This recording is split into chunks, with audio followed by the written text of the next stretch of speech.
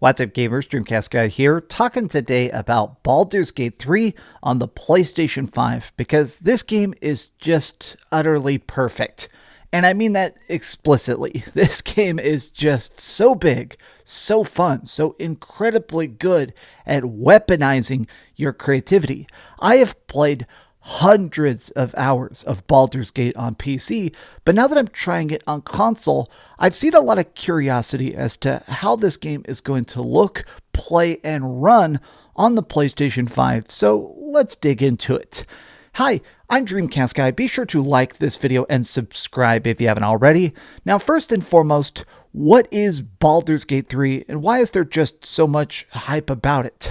This is now technically the highest rated game ever on Metacritic. It is just such an unparalleled masterpiece that I think it's going to win Game of the Year from pretty much every single outlet at the end of 2023. But more than that, I think this is a game that redefines genres. Yes, this is a role-playing game, but it's also much more than that. At the start of the game, you make your own custom character. You can be a barbarian or a warlock or a hunter that snipes its targets, or sometimes just some sort of spell-slinging badass mage. And once you've made your person, that's when the trouble begins.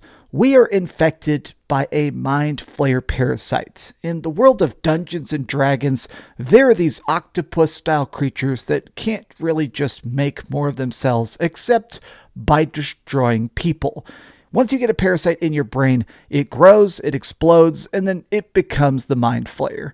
Well, you have that in your brain. It's a bad day. So you're on this epic journey to try and find a magical cure. But during the course of this, you make a lot of very chaotic friends. The stories we make in Baldur's Gate 3 are incredibly fun, and part of that comes down to our incredibly fun characters. There's just so many different people that you're going to encounter that can be recruited, from Asterion, this like little vampire twink who's trying to get revenge on his old master, Gale, a tragic wizard who unfortunately has to eat magic items or he'll just freaking die. Or my personal favorite, Shadowheart. She is a girl who you see here waking up on the beach. She was raised in a cult that worships the goddess of pain and agony. And so now, for the first time, interacting with other people in a healthy way, she doesn't know what to do. Having good times is literally against her religion. So during the course of her adventures with you, she learns how to tell a joke, how to laugh, how to smile. But you know what? That just scratches the surface. The fun of Baldur's Gate 3 is honestly how you choose to play it. This is primarily a turn-based RPG. It's a game that allows you to explore, but whenever you encounter stuff like a goblin camp, that's when the combat begins. Now, this game is just so big. Characters can have tons of different potions and spells and scrolls that let you throw out magic, so I did notice some people were a little bit scared as to how this would play on console. This has a radial dial menu system. In combat, you choose where you want to go by using the joysticks, and then once you move, you pick which spell you want to unleash. Am I going to fire some long-range shots? Am I going to do a Warlock Eldritch Blast? Am I going to shapeshift into a bear and try and stun my opponents? As a person who has played hundreds of hours of this on PC and had the mouse support, so I was able to click a spell and then click a spot, that was easy. But really, I think this game plays incredibly good with this radial dial system. I think actually playing this game on console is surprisingly good. Huge credit to the designers for taking this massive universe and taking it down to be able to be played with just a couple buttons, just a couple triggers. It is incredibly smooth. It does kind of take a bit to sort of practice where your different abilities are, kind of figuring out that right trigger. Pressing R2 is how you open up your character menus or do a long rest, or if you want to try and actually trade items to another person. L1 and R1 are for all your different magic spells, but I think once you kind of adapt to where the buttons are, it's incredibly intuitive, especially because a lot of this game is just conversation based. I'd say about 70% of this game, when you're not doing these like 30-minute long, crazy 5-stage combat sessions, it really does come down to the fact that you are going to be talking a lot. Because this is based on Dungeons and Dragons, there is always like 15 dialogue options when you're trying to be interrogated. Like, here's like this druid who's trying to hassle me. And so she offers me a drink. I can smell it and use my medicine prowess to actually do a roll and see if I can smell the poison in it.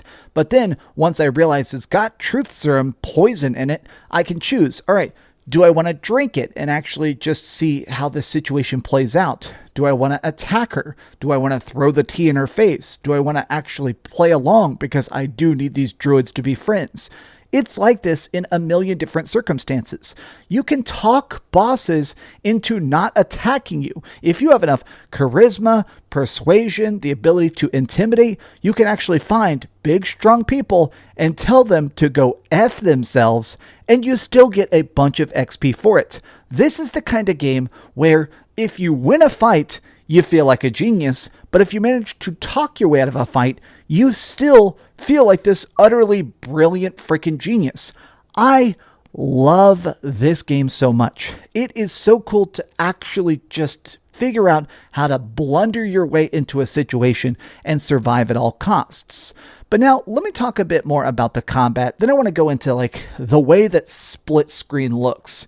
When you're fighting in this game, the amount of depth to me is by far the most addictive part. At the start, fights are pretty straightforward. Hey, there's like 3 enemies, punch them in the face. A lot of them, they have like 3 health. But as you progress, they start to add in different crazy elements. Throughout the course of this 100-hour campaign, you go through cities of the dead, underground crypts with huge sandworms that'll try and knock you off huge cliffs. There's weird, messed up temples. Like this one right here, this is called the Library of Silence. I kind of just stumbled into it. It is a room where magic is completely banned, and there's a bunch of undead skeletons that are there just trying to snipe you. But if you get in there and beat them at their own game, it gives you an incredibly powerful relic. There's this kind of natural randomness to a lot of Baldur's Gate 3 that I love more than anything else. It feels like every time you encounter a pack of rabid hyenas in the countryside, or you're just trying to explore some weird messed up caverns and you get ambushed by some bandits that are trying to steal the stuff before you get to it, all of it feels so deeply natural. Like, obviously this is just a video game, it's just a big fantasy campaign, but when you play it, it feels real. And then when you beat it, when you conquer people and steal the treasure for yourself, it's always such an immense rush. But with that being said, perhaps the aspect of this game that people have been the most curious about is the console split screen. So you can play this entire game couch co-op. You and a friend can just jump into a lobby and run around. I did this a bunch last night with my best friend who I've played hundreds of hours of this game with. She was completely mind melted by how good this works in split screen, because you wouldn't expect it to be this perfect. It actually runs 2 separate versions of the game simultaneously. So clearly you can walk off, you can go to different regions. One person can actually be in a conversation while the other person's exploring or looting nearby stuff. When you're in combat, the split screen combat works great. I cannot believe how good this game works just as a couch co-op experience, but it absolutely does. I cannot praise them enough for figuring out how to get this to work because it looks fantastic. I have played over 200 hours of Baldur's Gate 3, and I've got the save files to prove it, and I'll be honest, I immediately want to start a fresh save file and beat the entire thing co-op, split screen, just because this seems like such a different, brilliant experience. This does have online play as well. It also has online cross-play, so you can play with your friends that are on PC very easily. But I have to say, this game looks so good. There is one tiny gripe I have. there seems to be some screen tearing. Now, this isn't a spoiler. This is Act 3. This is towards the end of the game. It's just some random generic town.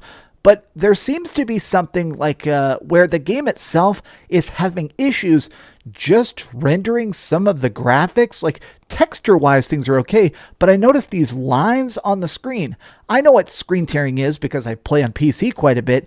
I've never seen a console game have screen tearing. Now, I've only seen this in cities. I haven't seen it in the wild. I haven't seen it in combat. I haven't seen it in split screen. I have only seen the screen tearing in cities, and to me, that's kind of bizarre that it pops up there and nowhere else. I have to assume that this is just some sort of error or like small glitch that'll be patched later on because it just seems so minutely out of place. I'm sure it's going to get fixed. I just wanted to make a note of it for if you see it, you're not crazy. It is experiencing some screen tearing.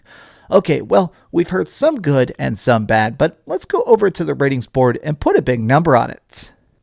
I am giving Baldur's Gate 3 on the PlayStation 5 a 10 out of 10.